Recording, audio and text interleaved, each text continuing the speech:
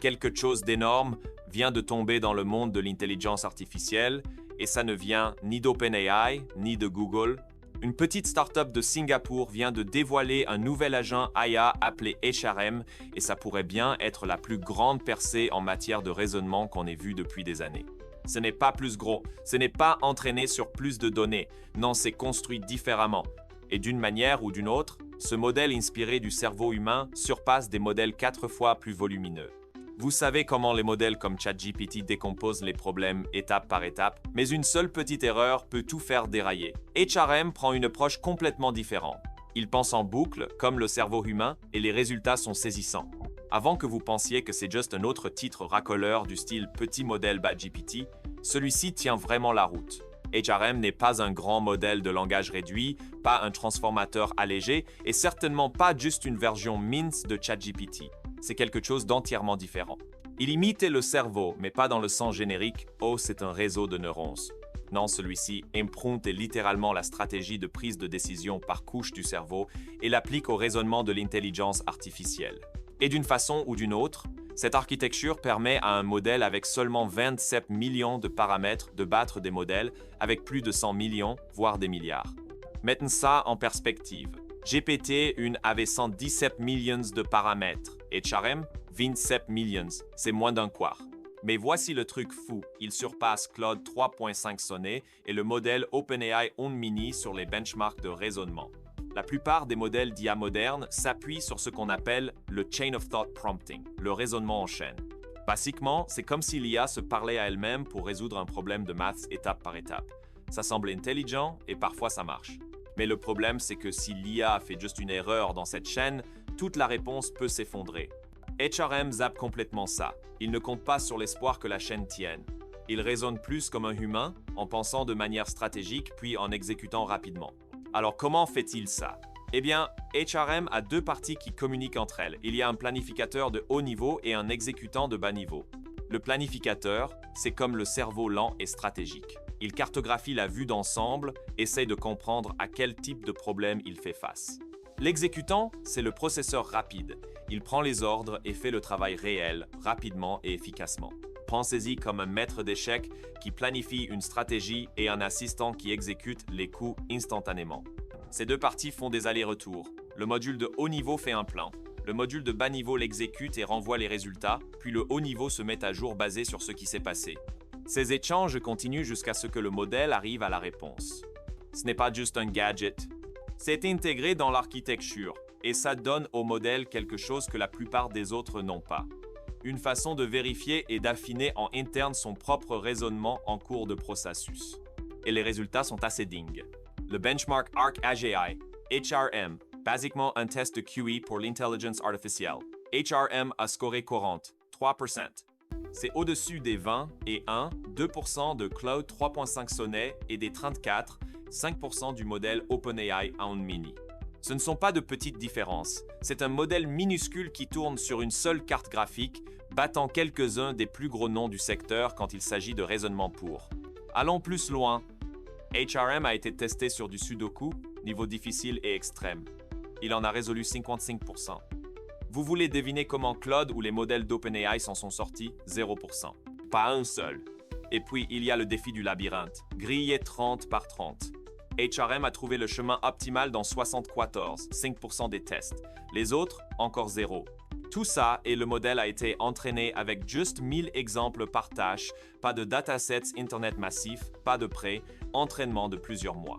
Guan Wang, l'un des cerveaux derrière HRM, a dit qu'on pouvait l'entraîner au niveau pro du Sudoku en 2 heures de carte graphique. 2 heures, ce n'est pas juste efficace.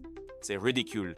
Mais il y a plus que juste la performance sur les benchmarks. La façon dont HRM est construit résout des problèmes plus profonds auxquels font face les modèles transformateurs actuels.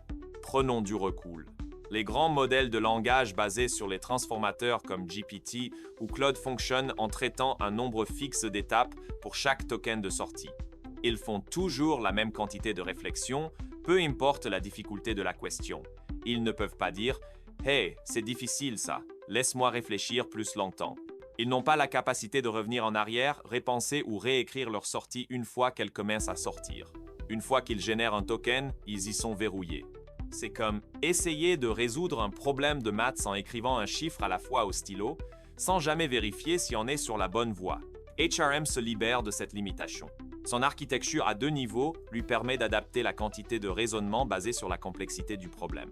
En fait, il y a même une version de HRM qui utilise l'apprentissage par renforcement pour décider par lui-même de combien d'itérations il a besoin pour chaque tâche. Donc, pour les tâches simples, il peut ne boucler que quelques fois.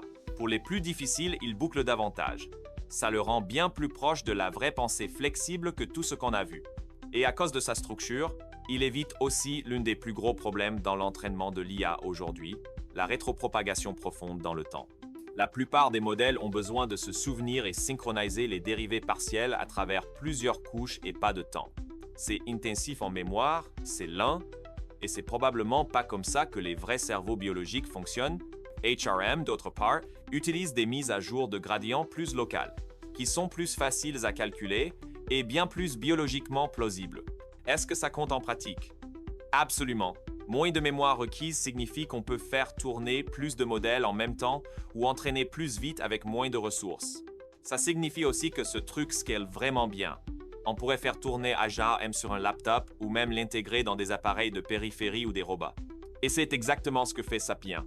Ils testent déjà HRM dans le domaine de la santé pour aider à diagnostiquer des maladies rares et dans la prévision climatique saisonnière où il aurait atteint des taux de précision de 97%.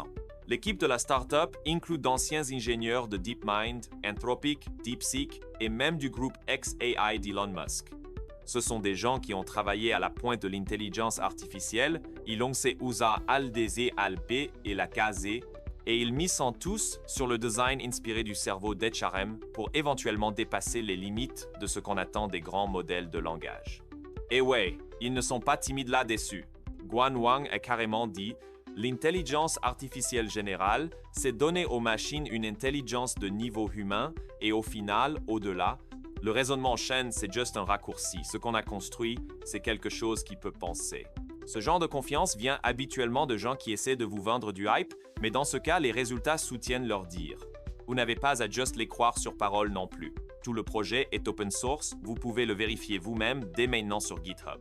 Entraînez votre propre version, modifiez-la, voyez comment ça marche. Ce niveau de transparence est assez rare, surtout pour quelque chose d'aussi prometteur. Bon, c'est sûr, c'est encore tôt. HRM a encore info que C3. Il est construit pour raisonner, pas pour chatter. N'espérez pas qu'il écrive de la poésie ou résume vos emails. Mais comme preuve de concept, c'est l'une des plus solides qu'on ait vues. Et HRM n'est pas seul. Il y a d'autres percées architecturales qui sont explorées. Sakana travaille sur des machines à pensée continue. Il y a des LLM Ombi qui n'utilisent que des poids à 1 bit. Même Google teste des modèles de raisonnement basés sur la diffusion. Tout ça est encore en phase expérimentale, mais ça fait partie de la même tendance. Repenser comment l'intelligence artificielle devrait vraiment fonctionner au lieu de juste la rendre plus grosse. Ce qui est différent ici, c'est que HRM fonctionne déjà. Il bat déjà des modèles 4 fois plus gros en utilisant juste une infime fraction des données d'entraînement, sans pré-entraînement du tout. Ce n'est plus juste de la théorie. Et honnêtement, à moins que quelqu'un jette soudainement quelques milliards dans la construction de nouveaux modèles fondationnels from scratch, le prochain grand saut de l'IA ne sera probablement pas un autre clone GPT à grande échelle. Ce sera quelque chose comme ça. Une architecture totalement nouvelle qui apporte un meilleur raisonnement, un entraînement plus rapide et un déploiement moins cher sans avoir besoin d'un entrepôt plein de cartes graphiques. Si la trajectoire d'HRM continue, ça pourrait être le premier pas vers un monde où les agents d'intelligence artificielle ne vivent pas dans des centres de données. Ils vivent dans votre laptop, dans votre robot ou même dans votre voiture. Et ils ne feront pas que passer Internet. Ils penseront vraiment. Alors, qu'est-ce que vous en pensez? Est-ce que c'est l'avenir de l'intelligence artificielle générale? Lâchez vos pensées en commentaire. Je les lis tous. Assurez-vous de vous abonner et de liker si vous voulez plus de percées comme celle-ci. Merci d'avoir regardé. À la prochaine.